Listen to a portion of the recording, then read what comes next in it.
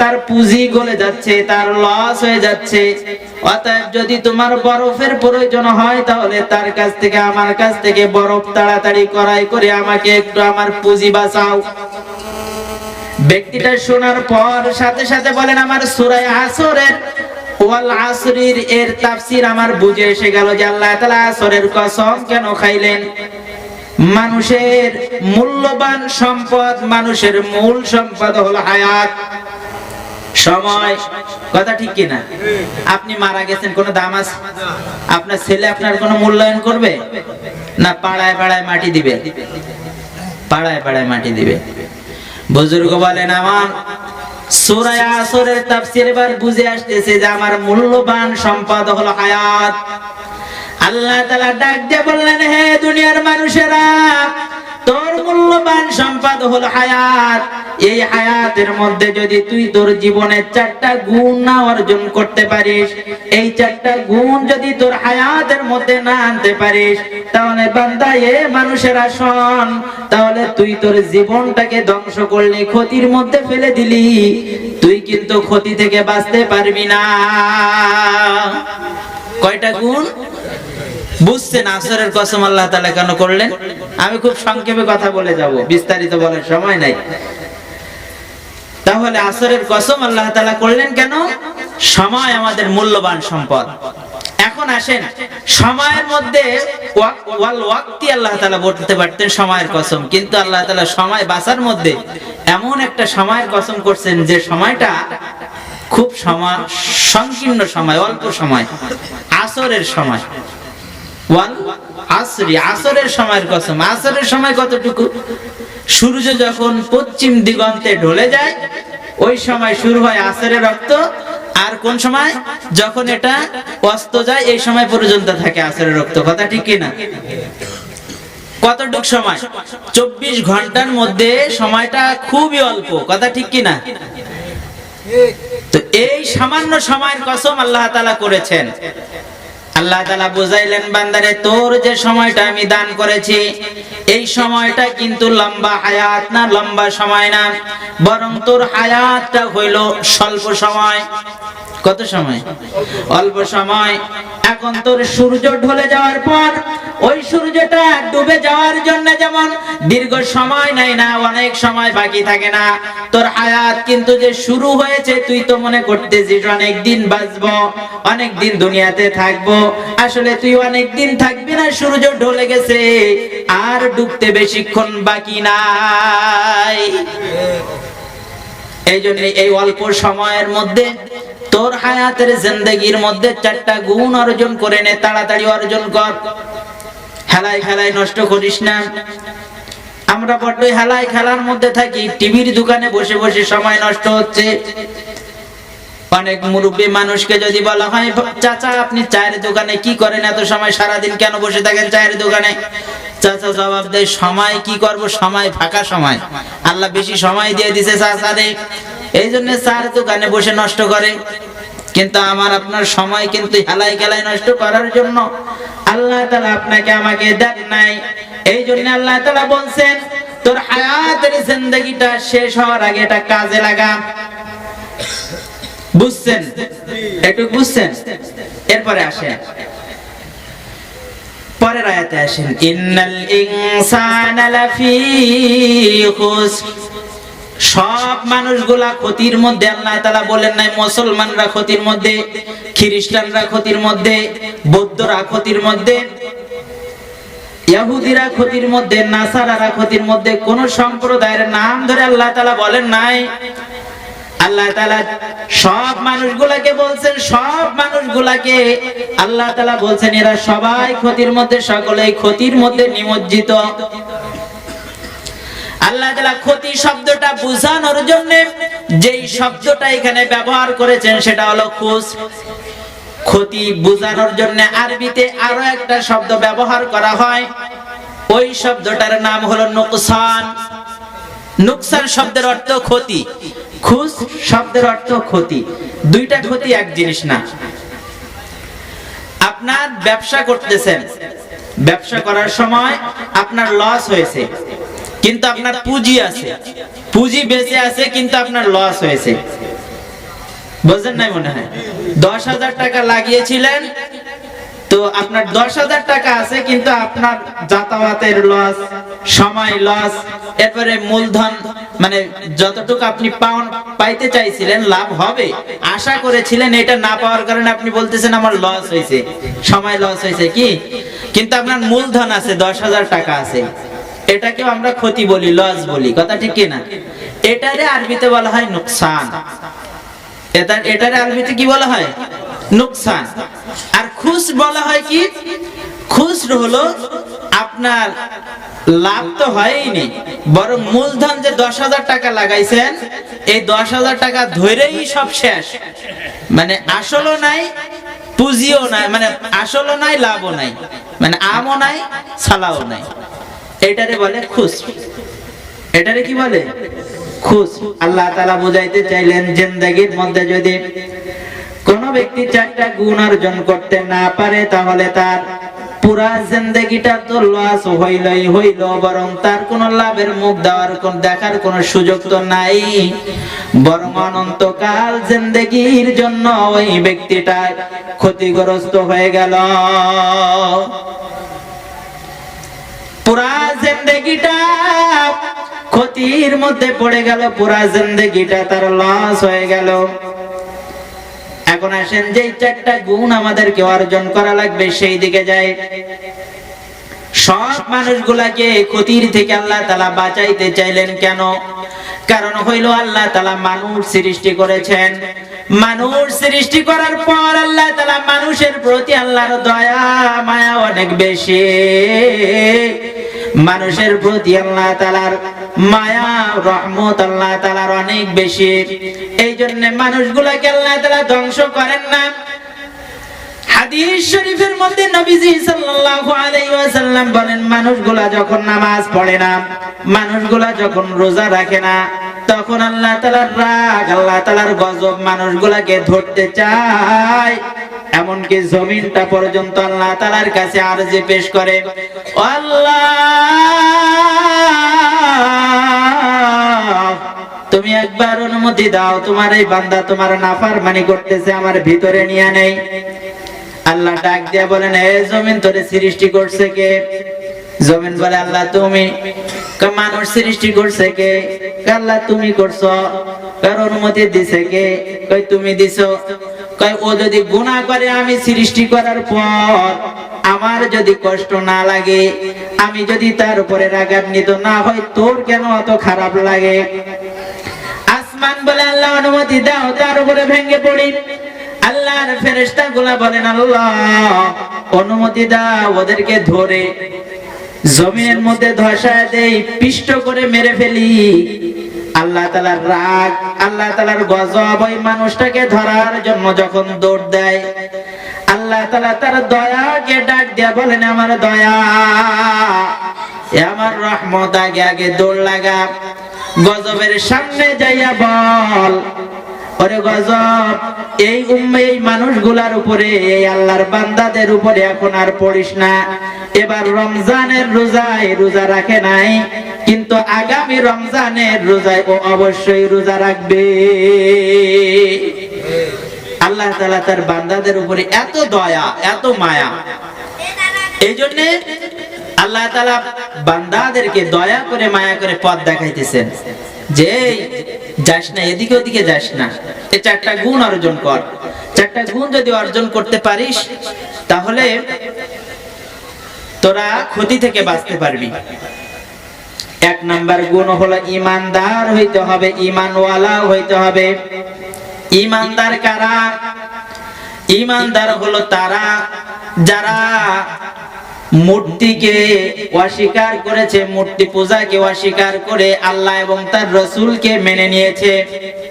1 number, যারা মূর্তি পূজাকে অস্বীকার করেছে, ওইগুলোকে বরখাস্ত করে আল্লাহ এবং তার রাসূলকে গ্রহণ করেছে, এরা হলো মুমিন। মুমিন হলো তারা যারা মানব রচিত বিধানগুলা বর্জন করে আল্লাহ তাআলার দেওয়া বিধান অনুপাতে নিজের জীবন বাস্তবায়ন করেছে, তারা হলো মুমিন। অতএব যে সমস্ত ব্যক্তিরা যে সমস্ত ব্যক্তিরা নিজেদেরকে মুমিন দাবি করে নিজেরা আবার আইন রচনা করে আল্লাহ এবং তার রাসূলের বিরুদ্ধে। ওরা মুমিন দাবি করতে পারে, নিজেকে মুসলমান দাবি করতে পারে, আসলে তারা কেউ মুমিন না। কথা বলেন ঠিক কিনা? মুসলমান দাবি করলে কি মুসলমান হবে? আমি যদি বলি যে আমি দারোগা সাহেবের ছেলে, বললি কি আমি তার ছেলে হয়ে যাব? নাকি প্রুফ লাগবে? আসলেই সত্যতা লাগবে? সত্যতা লাগবে না। বরং আমি যদি এরকম করি আর এর কোনো প্রমাণ না থাকে, তাহলে প্রমাণিত হবে কি যে আসলে আমার বাপেরই পরিচয় নাই। কথা ঠিক কি না? তো যাদের মধ্যে আল্লাহ তাআলার দেওয়া বিধান থাকা সত্ত্বেও যারা নিজেরা আইন রচনা করে আবার নিজেদেরকে মুমিন দাবি করে, ওইগুলো মুমিন তো না, ওইগুলো হলো মুনাফিক, ওইগুলো হলো জাহান্নামের সর্বনিম্ন স্তরের ইন্ধন এবং তারা হলো জাহান্নামের জ্বলন্ত অগ্নিশিখার একটি নরকীট ছাড়া আর কিছু না। কথা বলেন ঠিক কিনা? এজন্য মুমিনের 2 নাম্বার গুণ হলো আল্লাহ তাআলার দেওয়া বিধান অনুপাতে নিজের জীবন বাস্তবায়ন করা। 3 নাম্বার গুণ হলো মুমিন আল্লাহ তাআলার দেওয়া তাকদীরকে বিশ্বাস করবে। নবীজি সাল্লাল্লাহু আলাইহি সাল্লামকে হযরত জিবরাইল আলাইহিস সালাতু ওয়াস সালাম জিজ্ঞেস করছেন, মাল ঈমানু ইয়া রাসূলুল্লাহ, হুজুর ঈমান কি জিনিস? মুমিন কারা? মুমিনের গুণ কি কি? আল্লাহর হাবিব সাল্লাল্লাহু আলাইহি সাল্লাম ডাক দিয়ে বললেন, ঈমান হলো আল ঈমানু বিল্লাহ। 1 নাম্বার হলো মান আমানা বিল্লাহি ওয়া রাসূলিহি, যে ব্যক্তি আল্লাহর উপরে ঈমান আনে সে হলো মুমিন। 2 নাম্বার হলো যে ব্যক্তি রাসূলের উপর ঈমান আনে সে হলো মুমিন। আল্লাহ তাআলার দেওয়া বিধানগুলো যারা মেনে নেয় তারা হলো মুমিন। রাসূলের দেখানো সুন্নাহ অনুযায়ী নিজের জীবন যারা বাস্তবায়ন করে তারা হলো মুমিন। আল্লাহ তাআলার দেওয়া বিধানগুলো যারা নিজের জীবনে বাস্তবায়ন করে তারা হলো মুমিন। মূর্তিগুলোকে যারা বরখাস্ত করে তাদের ইবাদত বাদ দিয়ে একমাত্র আল্লাহর ইবাদত করে তারা হলো মুমিন। সকল জিনিসের সিজদা বাদ দিয়ে একমাত্র আল্লাহর পায়ে যারা সিজদা করে তারা হলো মুমিন। আর যারা রাসূলের সুন্নাহ অনুযায়ী নিজের জীবন বাস্তবায়ন করে তারা হলো মুমিন। 3 নাম্বার গুণ হলো কুতুবিহি, আল্লাহ তাআলা যে আসমান থেকে কিতাবগুলো প্রেরণ করেছেন, আসমানি কিতাবগুলোকে যারা নিজেদেরকে আইনের বই হিসাবে মেনে নেয় তারা হলো মুমিন। এটা হলো একটি আইন, এটা হলো পথ নির্দেশক কিতাব হিসাবে যারা কিতাবকে মেনে নেয় তারা হলো মুমিন। ওয়া মালাইকাতিহি, ফেরেশতাদেরকে আল্লাহ তাআলার এক মাখলুক হিসাবে যারা মেনে নেয় তারা হলো মুমিন। অনেকেই মনে করেন ফেরেশতারা হলো আল্লাহ তাআলার মেয়ে, আল্লাহ তাআলার কন্যা। এই জাতীয় যাদের ধারণা, এই জাতীয় যাদের চিন্তা ভাবনা তারা হলো মুশরিক। আর যাদের চিন্তা ভাবনা হলো ফেরেশতাও আল্লাহ তাআলার একটা মাখলুক তারা হলো মুমিন। 5 নাম্বার গুণ হলো যারা তাকদীরের উপরে ঈমান আনে, যারা আল্লাহ তাআলার দেওয়া তাকদীরকে বিশ্বাস করে নেয়। ওই যে অনেক সময় আমাদের সন্তানাদি মারা যায়, আমরা কয়ে ফেলি, আমরা বলে ফেলি আল্লাহ তাআলার কি চোখ নাই? আমার গুলাই কেবল দেখে, বলে না অনেকে? কি আছে না নাই? আমার খেতে ধান হয় নাই, আমি বলে ফেলি আল্লাহ শুধু আমারটাই দেখে আর কারোরটা দেখে না। সাথে সাথে মুশরিক হয়ে গেল, সাথে সাথে কাফের হয়ে গেল, লোকটার ঈমান চলে গেল। নবীজি সাল্লাল্লাহু আলাইহি সাল্লাম এক হাদিসের মধ্যে বলছেন, এমন একটা যুগ আসবে, এমন একটা সময় আসবে, একটা মানুষ সকাল বেলা মুমিন আবার বিকাল বেলা কাফের। একটা মানুষ ঘুমাতে যাবে ঈমানদার অবস্থায় আর ঘুম থেকে উঠবে বেঈমান অবস্থায়, ঈমান থাকবে না। তা আমরা যে তাকদীরের ব্যাপারে আল্লাহ তাআলাকে একেবারে এমন ভাবে দোষ দেই, এই যে তাকদীরকে অস্বীকার করার কারণে আমরা কি হয়ে যাব? খারিজ হয়ে যাব। 6 নম্বরে একজন মুমিনের গুণ হলো, ওই ব্যক্তি ঈমানদার যে হবে তার 6 নম্বর গুণ হবে, সে কিয়ামতের ময়দানে আল্লাহ আল্লাহ তাআলার সামনে দাঁড়ানো লাগবে, এটাকে সে বিশ্বাস করবে। কিয়ামতের ময়দানে আমাকে দাঁড়াইতে হবে, কিয়ামতের ময়দানে আল্লাহ তাআলার সামনে দাঁড়ায়া আপনার আমার জিন্দেগির হিসাব দেওয়া লাগবে।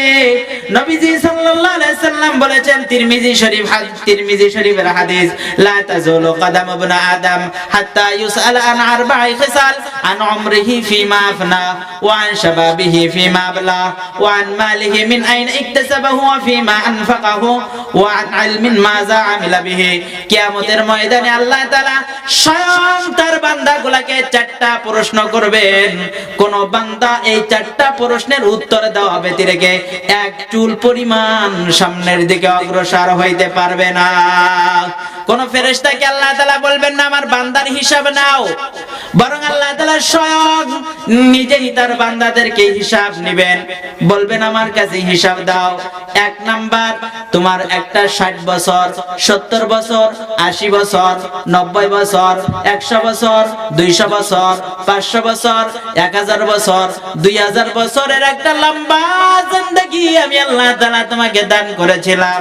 এই লম্বা হায়াতের মধ্যে এই লম্বা হায়াতটা তুমি কিভাবে নষ্ট করেছো, কিভাবে কাটিয়েছো, কোন পথে কাটিয়েছো, কিভাবে নষ্ট করেছো, আমি আল্লাহ তাআলার কাছে হিসাব দাও। চিন্তা করেছেন এই হিসাব চাইলে কিভাবে দিবেন? 60 বছর জিন্দেগির একটা হিসাব আল্লাহ তাআলা চাইবেন, কিভাবে দিবেন? এরপরে আমার যুবক ভাইরা, আপনাদেরকে আল্লাহ তাআলা বলবেন ওয়া আন শাবাবিন ফিমা আবলা। আল্লাহ প্রত্যেকটা মানুষকে একটা যৌবনকাল দান করেছেন। এখানে যারা এই যে দাড়ি পাকা মুরব্বিরা আছে, আমার দাদা আছে, বলেন তো এদের একটা যৌবনকাল ছিল না? ছিল না? আজকে আমি যুবক আছি, আমি কিন্তু সারা জীবন যুবক থাকবো না। আবার কিছুদিন পর আমার দাড়ি পাকবে, চুল পাকবে, হাতের বল কমবে, পায়ের বল কমবে। আজকে আমার ছেলেটা শিশু, ও একদিন আমার জায়গায় যুবক হবে, আবার ও একদিন বুড়া হবে, তার নাতি পোতা হবে। কথা ঠিক কিনা? এই যৌবনকালটাই এমন একটা সময়, এই যৌবনকালে আমরা যা ইচ্ছা তাই করি, যার ইচ্ছা তার মাথার উপরে বাড়ি দেই। রাস্তা দিয়ে একটা মাইয়া হাইটা যায়, ইচ্ছা করলে তার দিকে চোখটা মারি, তার উন্না ধরে টানি, মন চাইলে ওই মেয়েটার মুখের মধ্যে অ্যাসিড মারি। হয় না? হয় না? শুনতেছেন না? বাংলাদেশে প্রত্যেক দিন এখন সেকেন্ডে প্রায় মনে হয় ধর্ষণের শিকার হচ্ছে মহিলারা। ধর্ষণের আশ্চর্য লাগতেছে। করোনাকালীন সময়ে চট্টগ্রামে 7 একটা ছেলে তার আপন মাকে ধর্ষণ করছে। নাউজুবিল্লাহি মিন যালিক। কষ্ট লাগতেছে না? আমাদের পাশে আপনাদের এই যে গাওগাড়া আছে না, গাওগাড়া, এটা তো বটিয়াঘাটার ভিতরে গাওগাড়া, মেয়েকে পিতা ধর্ষণ করছে। নাউজুবিল্লাহি মিন যালিক। আপনি চিন্তা করতেছেন? এই যৌবনকাল এটাই তো গুনাহের একটা কেন্দ্রবিন্দু স্থান, এখানেই গুনাহ বেশি হয়। এই যুবকরাই তো হয় মাহফিল করতে পারে, এরা আবার কনসার্টও করতে পারে। এই যে কয়েকদিন আগে বালিয়াডাঙ্গা ঈদগাহ মোড়ে বিশাল ডিস্কো, সারা রাত ধরে ডিস্কো ডান্স হয়েছে। এটা করছে কারা? এই বুড়োরা করছে নাকি না যুবকরা করছে? যুবকরাই তো করছে। কমন সেন্স থাকা দরকার আমাদের, যে এত আওয়াজ দিয়ে এই ধরনের গানগুলো করলে এই যে এলাকায় বাচ্চাগুলো আছে না, হার্টের রোগী আছে না, মাটি কামড়ায় এগুলো বাজে, যে মানুষের ক্ষতি হয় না, লাংসের ক্ষতি হয় না, হার্টের ক্ষতি হয় না, বাচ্চাদের ঘুমের ডিস্টার্ব হয় না। দীর্ঘ রাত পর্যন্ত যদি আমরা এখানে মাহফিল করি, এটাও করা ঠিক না। নবীজি সাল্লাল্লাহু আলাইহি সাল্লামের হাদিস আসছে, নবীজি সাল্লাল্লাহু আলাইহি সাল্লাম বলছেন দীর্ঘ রাত পর্যন্ত জাগবে না। তো এই যে যুবকরাই তো করতেছে এই গুনাহের কাজগুলো, কথা ঠিক কি না? আমি যেটা বোঝাচ্ছি, যুবকরা করে কিনা, না বুড়োরা করে, না শিশুরা করে, যুবকরা করে। এই যে আমার দাদারা এখন বুড়ো হয়ে ভালো হয়ে গেছে, এখনো পুরোপুরি ভালো হয়নি, এখনো পুরোপুরি ভালো হয়নি। ওই যুবকরা, এই দাদারা যে সময় যুবক ছিল তখন কি গানের মধ্যে ছিল, নামাজ মনে হয় এই দাদারা বেশি একটা পড়তো না। এখন যুবকরা বেশি নামাজ কালাম পড়ে। কিন্তু বিষয় হলো এই যুবক বয়সেই কিন্তু গুনাহের কাজ বেশি হয়, কথা ঠিক কি না? যুবক বয়সে গুনার কাজ বেশি হয়। এই যুবক বয়সের হিসাব আল্লাহ তাআলা চাইবেন, বলবেন তোর একটা যৌবন কাল আমি আল্লাহ তাআলা দিয়েছিলাম। আব্দুল সবুরকে ডাক দেওয়া হবে, এই যে সুলতান আহমদ দাদারে ডাক দেওয়া হবে, আমার মতন মুস্তাফিজের ডাক দেওয়া হবে, শওকত ইসলাম সাহেবের ডাক দেওয়া হবে, বলবে কে যৌবন কালের হিসাব দে, যাস কই, দৌড়াস না, যৌবন কালের হিসাব দে। হায়াতের একটা সময় যৌবন কাল, এই সময়টা হেলাই খেলায় নষ্ট করো না। আমার যুবক ভাইদেরকে বলি, এই সময়টা ফ্রি ফায়ার, মার মার মার মার, এদিকে এদিক এদিক, এ দে তা দে, কি সারা রাত। আমি মাঝে মধ্যে রাত্রে আসি তো, বালিয়াটাকে এদিকে মরে জায়গায় 4-5টা কয়েকটা আছে, মার মার কি মার, পাগল হয়ে যাবে এরা। অথচ একটা সময় যুবকদের দিকে তাকান, এই ভারতবর্ষে যে ইসলাম এসেছিল, এই ভারতবর্ষে যখন ইসলাম নিয়ে আসে তখন তার যে অগ্রসেনানী ভূমিকা যিনি পালন করেছিলেন সেনাপতি, তার বয়স ছিল মাত্র 18 বছর। 18 বছর যুবকের হাত ধরে এদেশে ইসলাম এসেছিল।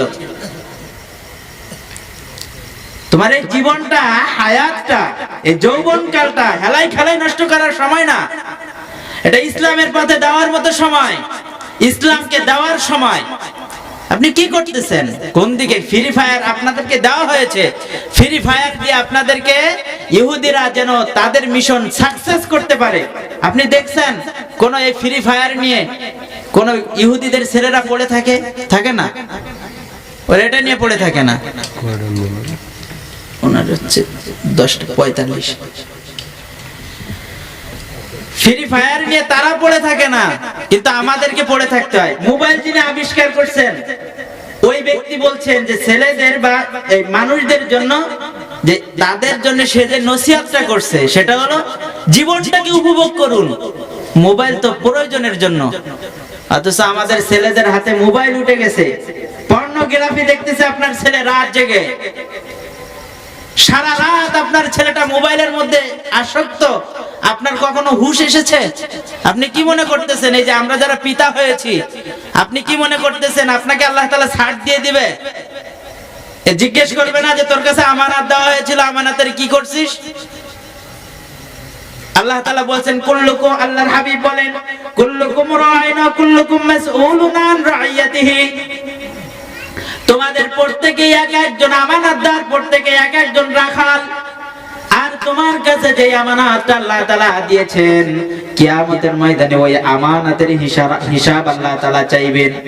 আমার কাছে আপনার কাছে যে সন্তানটা আল্লাহ তাআলা আমানত হিসেবে দিয়েছেন, ওই আমানতটা যদি আপনি আর আমি ঠিক মতন আদায় না করি, ওদেরকে ঠিক মতন যদি চর্চা না করাই, ওদেরকে কিতাবাদি যদি না শিখাই, ওদেরকে ইসলাম যদি শিক্ষা না দেই, ওদেরকে যদি আমল আখলাক শিক্ষা না দেয়, তাহলে কিয়ামতের ময়দানে আল্লাহ তাআলা জিজ্ঞেস করবেন, এ আব্দুল গফফার তোকে সন্তান দিয়েছিলাম, তাদের কি হক আদায় করেছিস? এ আব্দুল সাত্তার তোর সন্তান দিয়েছিলাম, তাদের কি হক আদায় করেছিস? শুধু এখানেই শেষ না, বরং এই যে সন্তানগুলোকে নামাজ না পড়ে ঘুম পড়ায় রাখেন, সারা রাত সন্তানটা বিপিএল দেখলো, আইপিএল দেখলো, সিপিএল দেখলো, জিপিএল দেখলো, দেখার পরে সারা রাত এই খেলা দেখার পরে ছেলেটা ঘুমায়। ফজরের নামাজের সময় আপনি নামাজে আসলেন, আপনার সন্তানটাকে নামাজের জন্য ডাকলেন না, বরং বললেন ও একটু ঘুমাক, সারা রাত জেগেছে। আল্লাহ কয় ওরে যে ঘুম পাড়ায় রাখলি, কিয়ামতের ময়দানে ওইতি কবে আল্লাহ আমার বাপরে সিঁড়ি বানাও, জাহান্নামে নামবো ঠিকই, কিন্তু ওর ঘাড়ের পরে পা দিয়ে নামবো, একা একা যাবো না, আমার বাপরে দাও। ও নামাজ পড়লো, আমারে ডাকলো না কে? ওই ছেলেই বলবে আল্লাহ ওরে আমার বাপরে দাও, ওই হনুমানডারে দাও আমার সাথে। ও নামাজে যায়, আমারে ডাহে না। মা বাইরে ঘুরে বেড়ায়, কি পর্দা, বুড়ো হয়ে গেছে।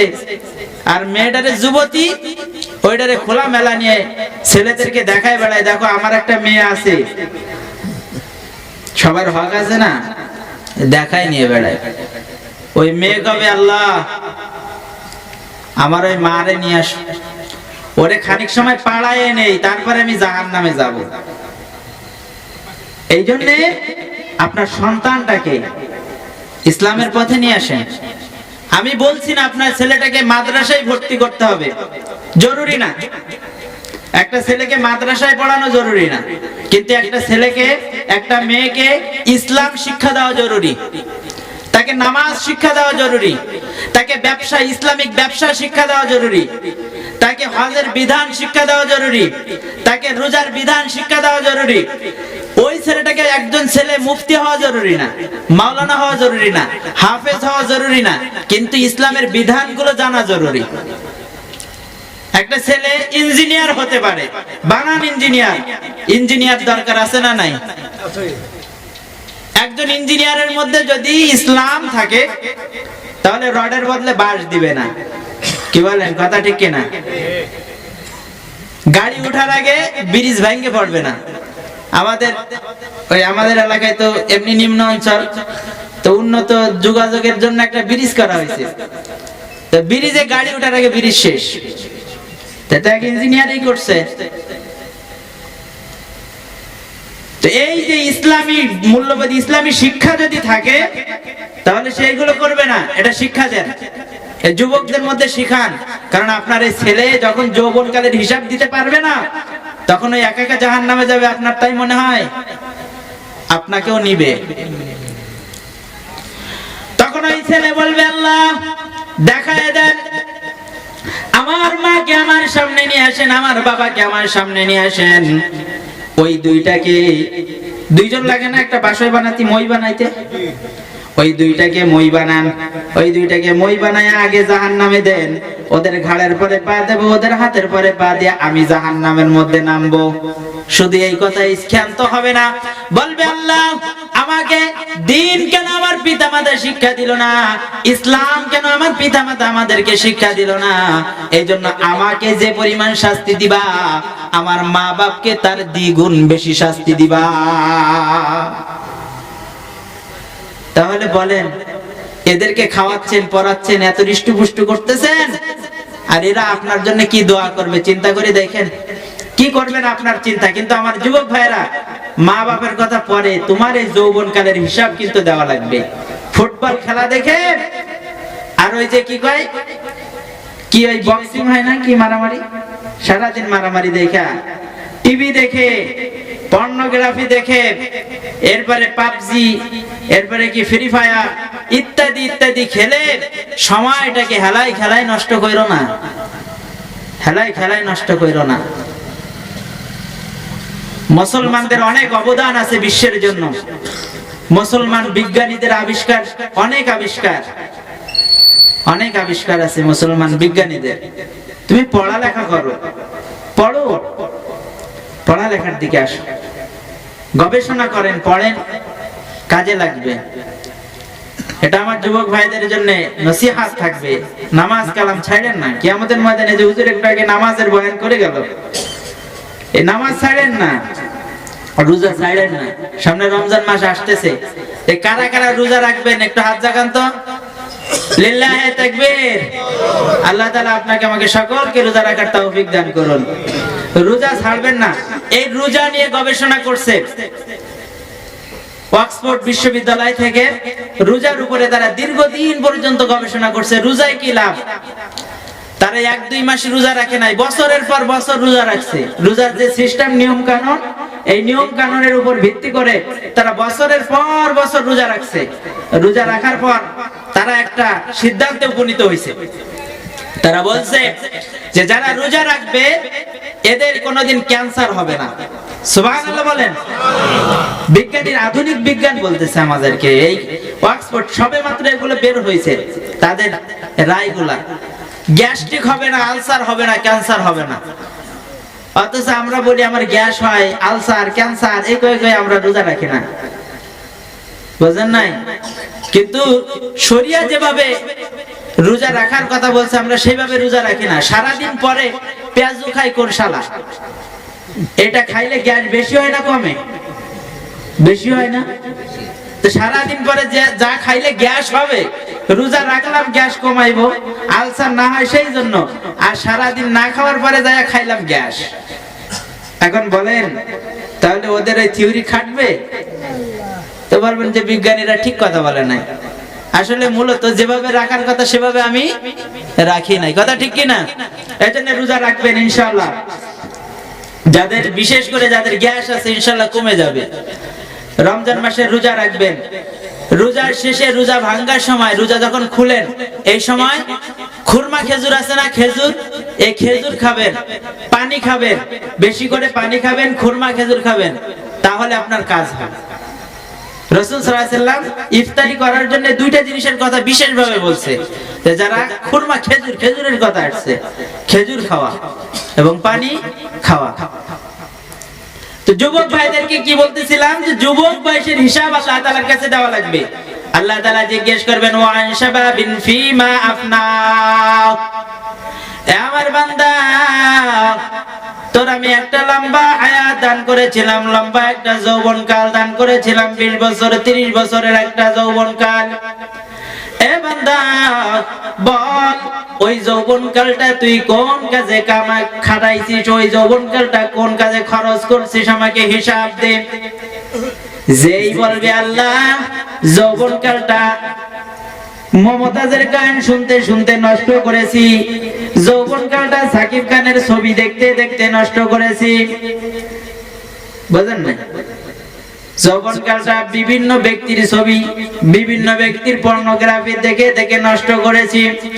সাথে সাথে আল্লাহ তাআলা বলবেন, ফেরেশতারা রে, এটারে ধর আর এটারে জাহান্নামে ফেলবি। এমন ভাবে ফেলবি, কেমন ভাবে ফেলবে?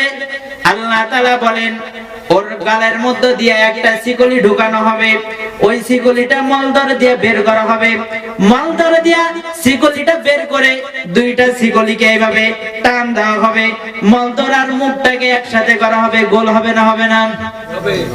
আল্লাহ বলবেন, এই যে ফুটবল খেলা দেখে দেখে জীবনটাকে নষ্ট করছে, ওরে ফুটবলের মতন লাথাইয়া লাথাইয়া ফাড়াইয়া ফাড়াইয়া ওরে জাহান্নামের মধ্যে ফেলাও।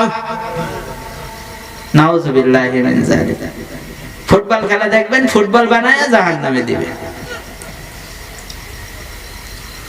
এইজন্য এই সমস্ত থেকে ফিরেন। এই যৌবনকালকে হেফাজত করেন, চোখের হেফাজত করেন, হাতের হেফাজত করেন, গুপ্তাঙ্গের হেফাজত করেন। নবীজি সাল্লাল্লাহু আলাইহি সাল্লাম বলছেন, যেই যুবক যেই যুবতী 5টা জিনিসের হেফাজত করবে, 5টা জিনিসের ওয়াদা আমি নবীকে দিবে, আমি নবী তাকে জান্নাতের ওয়াদা করতেছি। সুবহানাল্লাহ। 1 নাম্বার নামাজের হেফাজত করবে, 2 নাম্বার লজ্জাস্থানের হেফাজত করবে, 3 নাম্বার চোখের হেফাজত করবে, 4 নাম্বার হাতের হেফাজত করবে, 5 নাম্বার পায়ের হেফাজত করবে। 5টা জিনিসের হেফাজত যে ব্যক্তি করবে, আল্লাহ তাআলা ওই ব্যক্তিকে সরাসরি আল্লাহর জান্নাতে পৌঁছায় দিবেন। নবীজি সাল্লাল্লাহু আলাইহি সাল্লাম অন্য একটা হাদিসের মধ্যে বলছেন, যেই মহিলারা 5টা কাজ করবে, কয়টা কাজ করবে? 5টা কাজ করবে, ওই মহিলারা আল্লাহর তৈরি জান্নাতের 8 দরজার যে কোনো দরজা দিয়ে ঢুকতে পারবে। সুবহানাল্লাহ। 1 নাম্বার ঈমান আনতে হবে। 1 নাম্বার কি? ঈমান। 2 নাম্বার নামাজ, 2 নাম্বার নামাজ। 3 নাম্বার রোজা। আমার মা বোনরা শুনতেছে, এইজন্য ওনাদের জন্য কিছু ওয়াজ করার দরকার আছে না? আছে। 3 নাম্বার কি? রোজা। 4 নাম্বার হলো লজ্জাস্থানের হেফাজত বা স্বামীর আনুগত্য করা। স্বামীর কি করা? আনুগত্য করা। 5 নাম্বার লজ্জাস্থানের হেফাজত করা। 5 নাম্বার কিসের হেফাজত করা? আমার মা বোনেরা কি যে স্বামী ভক্ত! আহারে, একজন স্বামীর অনুমতি ছাড়া নফল রোজা রাখাও মহিলাদের জন্য জায়েজ নাই। স্বামীর অনুমতি ছাড়া ঘরের বাইরে যাওয়া জায়েজ নাই। মহিলাদের জন্য বলতেছি, মহিলারা স্বামীর অনুমতি ছাড়া ঘরের বাইরে যেতে পারবে না, বাড়ির বাইরে যেতে পারবে না। মহিলারা স্বামীর অনুমতি ছাড়া নফল রোজাও রাখতে পারবে না। নবীজি সাল্লাল্লাহু আলাইহি সাল্লাম বলছেন, আমি নারীদেরকে এটা আদেশ করি যে তোমার স্বামী যদি তোমাকে দুপুর বেলাও তার জন্য ডাকে, তাহলে তুমি তার ডাকে সাড়া দাও। রাতের বেলা যদি ডাকে তাহলে তার ডাকে সাড়া দাও। নবীজি সাল্লাল্লাহু আলাইহি সাল্লাম বলেছেন, কোন মহিলাকে যদি তার স্বামী তাকে ডাক দেয় আর সে তার স্বামীকে যদি ডাকের সাড়া না দেয়, রাতের বেলা যদি ওই অবস্থায় থাকে, তাহলে সারা রাত ওই নারীর জন্য আল্লাহর ফেরেশতারা বদদোয়া করতে থাকেন, আর ওই ব্যক্তি ওই নারীর জন্য সারা রাত গুনাহ লিপিবদ্ধ হইতে থাকে। স্বামীর আনুগত্য করা লাগবে। মা বোনের নামাজের দিকে গুরুত্ব নাই, নামাজের রক্ত চলে যায়, নামাজের গুরুত্ব নাই, তো এরা জান্নাতে যেতে পারবে না। নামাজের গুরুত্ব দেওয়া লাগবে। আমার পুরুষদেরও নামাজের গুরুত্ব দেওয়া লাগবে, নামাজ সময় মতো আদায় করা লাগবে। কিছু কিছু নামাজিও জাহান্নামে যাবে, কারা? যারা নামাজের গুরুত্ব দেয় না, নামাজ ঠিক মতো আদায় করে না। এই ওয়াক্তের নামাজ সেই ওয়াক্তে এরকম যারা পড়বে তারা জাহান্নামে যাবে। আল্লাহ তাআলা বলছেন, ফাওয়াইলুল লিল মুসাল্লিন আল্লাযীনা হুম আন সালাতিহিম সাহুন। এক শ্রেণীর নামাজীরা যাবে জাহান্নামে, ওই সমস্ত নামাজি যারা তাদের নামাজের ব্যাপারে উদাসীন। নামাজের ব্যাপারে যারা উদাসীন তারা কোথায় যাবে? জাহান্নামে যাবে। এই জন্য নামাজের প্রতি যত্নবান হতে হবে, সময় মতো নামাজ আদায় করতে হবে। 3 নাম্বার যে প্রশ্নটা আল্লাহ তাআলা করবেন সেটা হলো ওয়ান মালিন মিন আইনা ইকতাসাবাহু ওয়া ফীমা আনফাকাহু। প্রিয় ভাইরা, মাল আমরা কিন্তু ইনকাম করি, কে কিভাবে ইনকাম করতেছেন। এখন যারা যুবকেরা প্রচুর পরিমাণে টাকার মালিক হচ্ছে, কিন্তু টাকাগুলো হালাল না। বাজিতে টাকা, 1x বেট, ওই সেই কি জানি একটা জুয়ার একটা সাইট মনে হয়, এই ধরনের অনেক টাকা ইনকামের সাইট বের হয়েছে এখন। এগুলো হারাম ইনকাম। এই হারাম ইনকাম যারা করবে এরা জাহান্নামে যাবে। হারাম, যেই শরীরের মধ্যে হারাম ঢুকবে, 1 টাকা হারাম যদি কোন শরীরের মধ্যে থাকে, ওই শরীর জান্নাতে যাবে না, জাহান্নামে যাবে। আমার এই জামাটা বানাইতে যদি এর মধ্যে 1 পয়সা ও সুদ বা কোন হারাম সম্পদ থাকে, এই জামা গায়ে দিয়ে 100 রাকাত নামাজ পড়লে 1 রাকাত নামাজও হবে না। যেই হারাম খোরের হাত আল্লাহ তাআলার কাছে উঠবে, ওই হাতের দোয়া কবুল হবে না। হারাম দিয়ে ভরে গেছে দেশ। সুদ, ঘুষ আমাদেরকে চতুর্মুখী, সুদ ঘুষ দিয়ে আমাদেরকে চতুর্দিক থেকে ঠেলে দেওয়া হচ্ছে। হারাম ছাড়া আমরা বের হতে পারতেছি না। এখন একটা টাকা আসবে ব্যাংকের মাধ্যমে। ব্যাংক মানে কি? অ্যাকাউন্ট করেন মানে আপনি এখন সুদের সাথে জড়িত হচ্ছেন। বাংলাদেশে একটা ব্যাংকও নাই যেটা সুদ মুক্ত, একটা ব্যাংকও নাই, একটা ব্যাংকও নাই সুদ মুক্ত। সে যে নামে হোক, ইসলামী লাইফ ইন্স্যুরেন্স, ইসলামী ব্যাংক ইত্যাদি ইত্যাদি, একটাও ইসলামী না, সুদ মুক্ত না একটাও, সুদ যুক্ত, সবগুলো সুদ যুক্ত। এই জন্য সুদের সাথে আমরা জড়াই পড়তেছি, চতুর্দিক থেকে সুদের সাথে জড়াচ্ছি।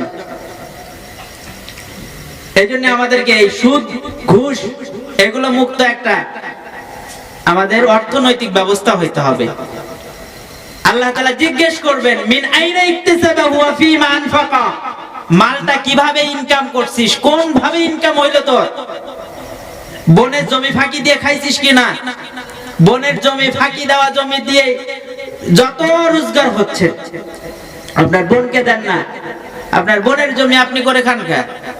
এটা আপনার না তো, এই হকটা তো আপনার না, এই অধিকার এটা তো আপনার বোনের অধিকার। এই অধিকার আপনার ঘরে উঠলো মানে তো হারাম জিনিস উঠলো আপনার ঘরের মধ্যে। এটা আপনার পেটের মধ্যে ঢুকলো মানে আপনার পেটের মধ্যে হারাম ঢুকলো। খান কেন এটা?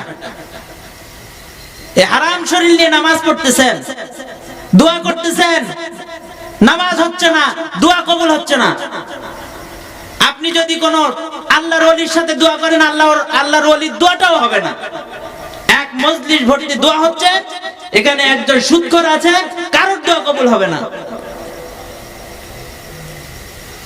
হারাম এত বড় একটা গুনাহ, হারাম থেকে ফিরতে হবে, হারাম থেকে নিজেকে বিরত রাখেন।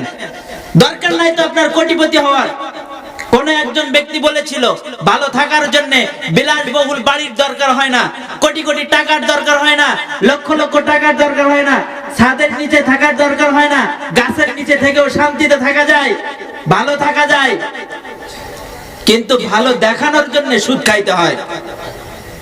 আমি যে ভালো আছি এটা মানুষকে দেখানোর জন্য বাড়ি লাগে, আমি যে ভালো আছি এটা মানুষকে দেখানোর জন্য বিশাল বড় একটা কার লাগে। তখনই আমরা ঝাঁপাই পড়ি কোন জায়গায় জানেন? সুদের দিকে, তখনই ঝাঁপাই ঘুষের দিকে, তখনই ঝাঁপাই আরেকজনের আইল ঠেলে তার বাড়ির মধ্যে ঢোকার জন্য। কি বলেন, কথা ঠিক কিনা? কি বলেন? কি আপনাদের খারাপ লাগতেছে? বাস্তব কিছু কথা বললাম, চলতেছে কি চলতেছে না বলেন? আইল দিয়ে আসবেন, দেখবেন পরের দিন যায় এক হাত আপনার ভিতরে ঢুকে গেছে। যায় না? যায় না? এটা করেন কেন? হারাম হচ্ছে। এদিকে তিনি সুবহানাল্লাহ আলহামদুলিল্লাহ কয়ে আইল ঠেলে ঢুকে দেয় ভিতরে, জিকির করতে করতে জায়েজ করে নিচ্ছে। এগুলো ফিরেন, এখান থেকে ফিরেন। কবে ফিরবেন? আর কি মনে করতেছেন মরবেন না? এক্ষুনি তো আপনার জান নিতে পারে আজরাইল। ভয় হয় না একবারও যে আমি কখন মরবো, আমি এখান থেকে নামতে পারবো, গ্যারান্টি আছে? এই ভয় কেন নাই? এই ভয় কেন আসতেছে না আমাদের মধ্যে? ভয় করেন আল্লাহ তাআলাকে। যুবকদের মধ্যে আল্লাহর ভয় যদি থাকতো, নেকেট দেখতে পারতো, সিনেমা দেখতে পারতো। 60 বছর 70 বছর হয়ে গেছে, আপনি এখন আল্লাহর ভয় নিয়ে আসতে পারেন নাই? টিভির দোকানে বসে থাকেন, একবার লজ্জা করে না? আমি কোথায় বসতেছি?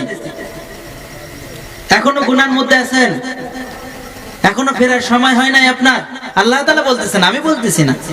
আল্লাহ তাআলা বলতেছেন, ইয়া আইয়ুহাল ইনসান মা গররাকা বিরাব্বিকাল কারীম। হে আমার বান্দা, আমি রহমানুর রহিম, আমি দয়ালু দাতা রব থেকে তোকে কে ফিরায় নিয়ে গেল? আমি এত এত তোকে দান করলাম, এরপরেও কি তোর হইল না? আমি আল্লাহ থেকে কেন ফিরে গেলি? কেন আমি আল্লাহ তাআলাকে বাদ দিয়ে সিনেমার হলের মধ্যে ঢুকলি? তোর কি একটু আমার কথা মনে হইল না? আসেন, ফিরে আসেন। 4 নাম্বার প্রশ্নটা করা হবে বিশেষ করে আলেমদের জন্য। এ আমার মতন আলেম, এই যে নও মুসলিম মাওলানা আব্দুল্লাহ মুজাহিদ ভাই আছে, ওনার মতন আলেম, এই যে আমাদের মুজাহিদ ভাই আছে, এরকম বড় বড় আলেমদেরকে আল্লাহ ডাক দিবে। কবে মাওলানা সাহেব, মাওলানা হইলে না কি আমল করলি? খালি সারা দিন মানুষের মুরগি খাওয়ার ধান্দায় ছিলে নাই, গরুর গোশত খাওয়ার ধান্দা। এটা আল্লাহ জিজ্ঞেস করবে, কি করলি? ওয়ান আলমিন মাজা আমিলা বিহি, এলেম অনুপাতে কতটুকু আমল করছিস? কত আলেম আছে না সুদখোর, কত আলেম আছে না টেন্ডারবাজ, কত আলেম আছে না গাঁজা বিক্রি করে। কি বলেন, সোশ্যাল মিডিয়ার যুগে আপনারা দেখেন না এগুলো? কত আলেম আছে না ছাত্রীরে ধর্ষণ করে, দেখেন নাই? এনারাও কিন্তু আলেম, কিন্তু উলামায়ে সু, এদেরকে আল্লাহ জিজ্ঞেস করবেন, কি আমল করছিস আমার জন্য? বলবে আল্লাহ আমল করছি, ছাত্রীরে ধর্ষণ করছিলাম। কি আমল করেছিস? আল্লাহ আমল করছিলাম গাঁজা বিক্রি করছি। তবে এইগুলো আমল করে আসছিস? আল্লাহ কবে এটারে ধর, ভোট কর, ভোট করে ধরে উপর করে মুখটা নিচের দিকে দিয়া। অনেক সময় আমরা ছাকি না, কি বলেন, মুরগি টুরগি ছাকি আগুনের উপরে, ওইভাবে আগুনে ছাকবে, এরপরে উপর দিয়ে ছেড়ে দিবে, জাহান্নামের মধ্যে পুড়তে পুড়তে মুখ নিচের দিক দিয়ে নিচের দিকে পড়তে থাকবে। নাউজুবিল্লাহি মিন যালিক। আর যদি আলেম ভালো আমল করতে পারে, তাহলে আল্লাহ তাআলা বলবেন, যারে আলেম, তোর জন্য আমি আল্লাহ তাআলা যে কোনো জায়গায় স্থান রাখি নাই, তোর জন্য আমি আল্লাহ তাআলা নবীদের কাতারে তোর জন্য জান্নাতের ব্যবস্থা করে দিয়েছি। এজন্য ভালো আমল করলে নবীদের পাশে স্থান, আর যদি খারাপ আমল করে তাহলে ভুট হয়ে জাহান্নামে যাওয়া লাগবে। তাই সেই মাওলানা মুস্তাফিজ হোক আর আব্দুল্লাহ মুজাহিদ হোক আর এস এম সাব্বির হোক, নামে কাটবে না, ওই জায়গায় আমল লাগবে। কি লাগবে?